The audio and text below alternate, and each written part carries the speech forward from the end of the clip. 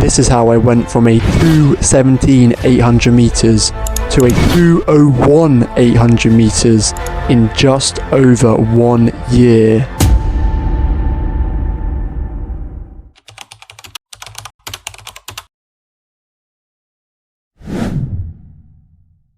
My very first 800 meter run was when I was 13 years old, and it was during our school sports day in the summer of 2019. I blazed through the first 200 meters in a swift 29 seconds, hit the 400 meter mark at 62 seconds, and ultimately crossed the finish line with a time of 2 minutes and 19 seconds. Yes, I know, a 77-second last lap. Not the most consistent pacing, I admit, but it was a clear indicator that I had some serious talent. And guess what? It all went down on a grass field. Afterward, I dove headfirst into my first cross-country season, and I was hitting up plenty of park runs, but I'll be honest, my speed was never quite at the top of the charts. Back in January 2020, I hit my stride with a 5k personal best of 20:38. But then, just as things were picking up, March rolled around and lockdown hit. That's when I faced a major setback. I was diagnosed with Osgood-Schlatter's disease, a condition that brings pain and swelling below the knee joint. Unfortunately, it sidelined me from running for a year and a half. This now brings us up to where the 5k progression video takes off, so I recommend you watching that for context. But to sum it up, I went from a 23:43 5k to a 16:57 5k in 7 months and 3 weeks.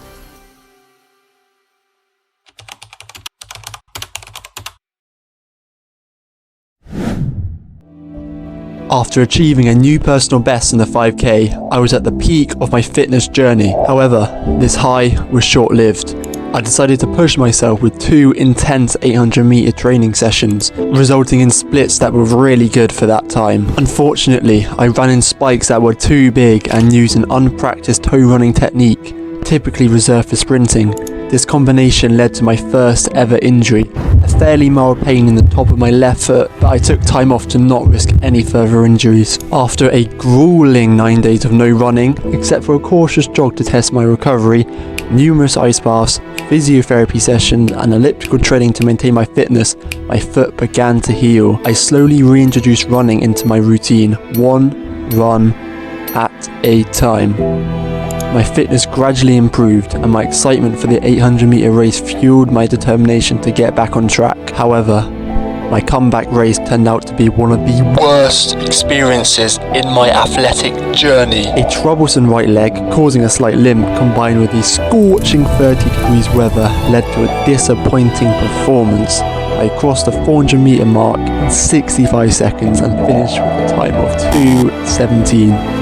It was so disheartening that I couldn't even bear to keep the activity on my Strava. To make matters worse, my time was only 2 seconds faster than what I achieved when I was 13 years old, and I was 16 at the time.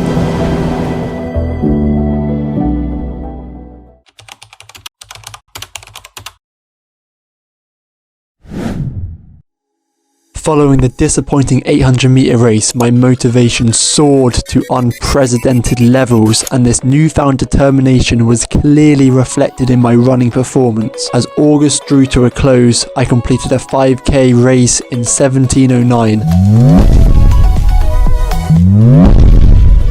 Not a personal best, but a testament that my fitness had clearly not faded entirely. I embarked on a new training regimen, introducing double-day workouts into my routine on Saturdays, where I would do a park run in the morning, then a threshold session in the evening. This commitment allowed me to achieve an impressive 90-kilometer week. Remarkably, the subsequent week saw me push even harder, logging a remarkable 100 kilometers with a staggering 32k covered in a single day. My resilience was put to the test when I participated in a race that same week, finishing 5 miles in 28 minutes and 15 seconds.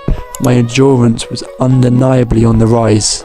The following week marked my debut in the 10k, and I clocked an impressive time of 35:39. As the month ended, I capped it off with an outstanding 361 kilometers run, averaging a solid 84 kilometers per week. Yet, little did I know that these accomplishments were merely a prelude to what awaited me in October. October stands as the pinnacle of my mileage achievements, with an astonishing 395 kilometers covered, averaging an impressive 89 kilometers per week. While this month didn't witness any particular remarkable events except for a new mileage PB of 101k in a week, it did mark the commencement of my cross-country season, which, to be fair, was a humbling experience racing people my age again. I don't get how some 17-year-olds can be so fast. November was filled with plenty of grassy terrain. I engaged in frequent grass training sessions while also participated in multiple cross-country races. Although my mileage wasn't as extensive as the previous month, I still managed a commendable 325 kilometers, maintaining an average of 75k per week. So overall, the autumn was a huge success. I was accumulating fitness whilst gaining some cross-country experience, but as I've said before, what comes up must come down.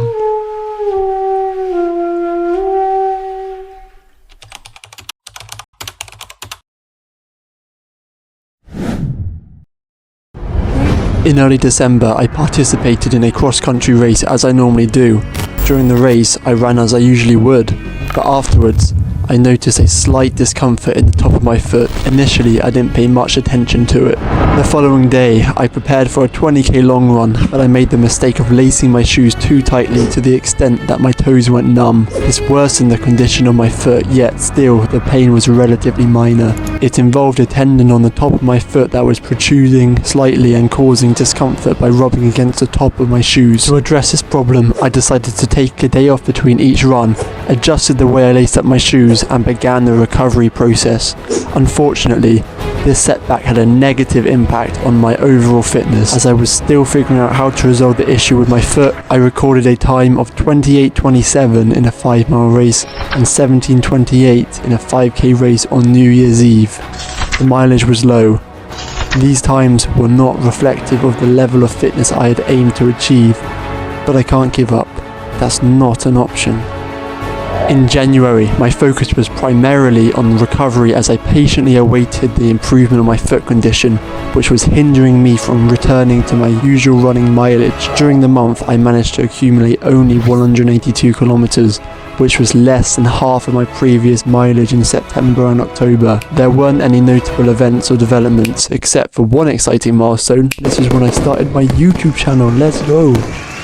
February marked my comeback and a return to form. My mileage increased to 246 kilometers for the month. I participated in a cross-country race. Despite a slow start, I performed exceptionally well, surpassing many competitors along the way. However, my local parkrun result was a bit disappointing with a time of 18:02. Then, a significant turning point occurred. I had a breakthrough moment during a progression 10k run, where I covered the last 2.5 kilometers at an astonishing 16:35k pace. This run set something off inside of me. The following week, I remarkably slashed nearly 40 seconds off my time, completing the parkrun in 17:23, which, considering the course, equates to a pace of about mid to high 60-minute 5k. As spring approached, my prospects were looking promising. To avoid giving too much away, I can confidently say that things turned out quite well. Really quite well.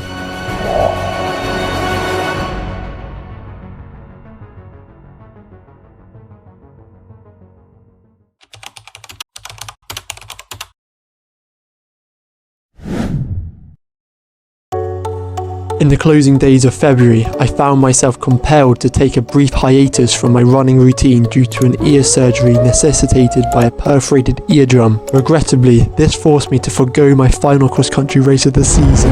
However, I wasted no time in resuming my training. Swiftly regaining my stride, March emerged as a month of progression, marked by notable improvements in my fitness and speed. To culminate the month, I achieved a personal best in the 5-mile race, clocking in at an impressive 28 minutes and 9 seconds, earning me the joy of being ranked second in the UK under 17 for the 5 miles that year. Let's go! Now, let's shift our focus to April. To sum it up succinctly, this month proved to be a personal best extravaganza. I embarked on my first 5k race of the year with hopes of surpassing my prior record of 16:57. To my delight, I exceeded expectations by clocking in a remarkable 16:26.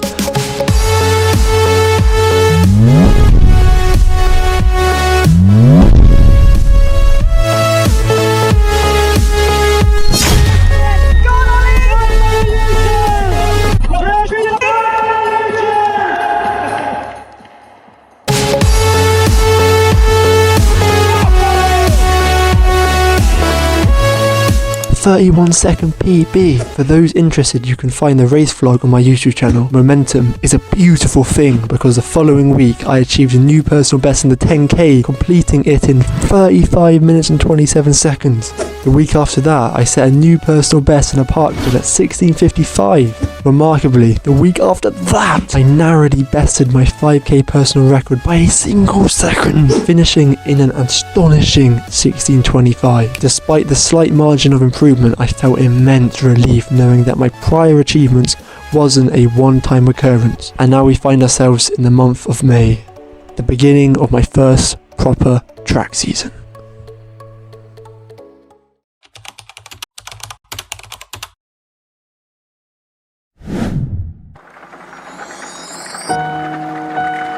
With this newfound fitness, all I needed now was my speed. My first track race was a 1500 meters, and after going out too hard and fading, I finished it in 4:29.41. A 5-second improvement from last year, but still way slower than I should be running based on how I've been training. However, 17 hours later I had a 10k, and I ran a 10k PB, running 35:07. Those races were Saturday and Sunday respectively, and on the Wednesday I ran a 400 meter PB, 57.35 seconds at the end of a session, and on the Saturday I ran another 1500 meters and got an 8-second PB in 4:21.54.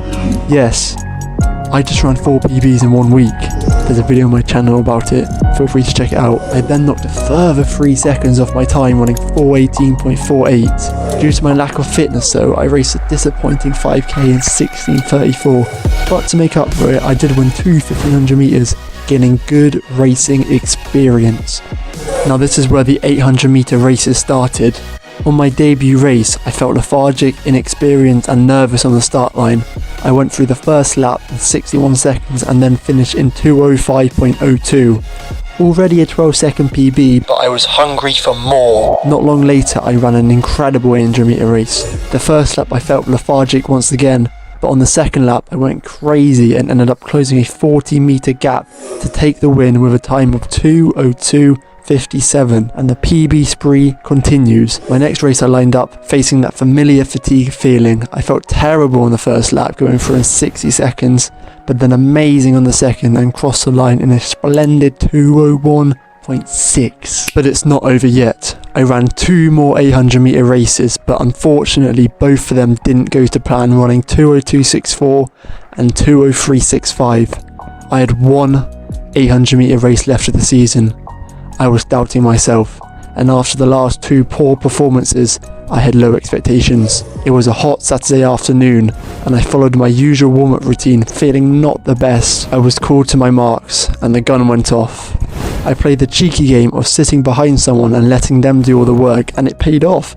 I went through the first lap in 60 seconds, and then through the second in about the same time, running a marvellous new PB of 2:01.08. I couldn't believe it, but I had to get over it quickly because I ran a 54.18 400 meters only 2 hours later. I could finally rest easy knowing that I've finished the season with a PB. It's crazy when you think about how far you've come. I have become the person I once admired and revered. When you cross the finish line, it all becomes worth it. All the runs alone, in the cold, in the rain, or the relaxed evenings missed running on a muddy field in freezing temperatures, or the after-school naps sacrificed to go on a run in a storm, 55-mile-per-hour winds blowing reality into your face. This video wasn't meant to be me showing off, but to let you know that change can happen, but it's on you.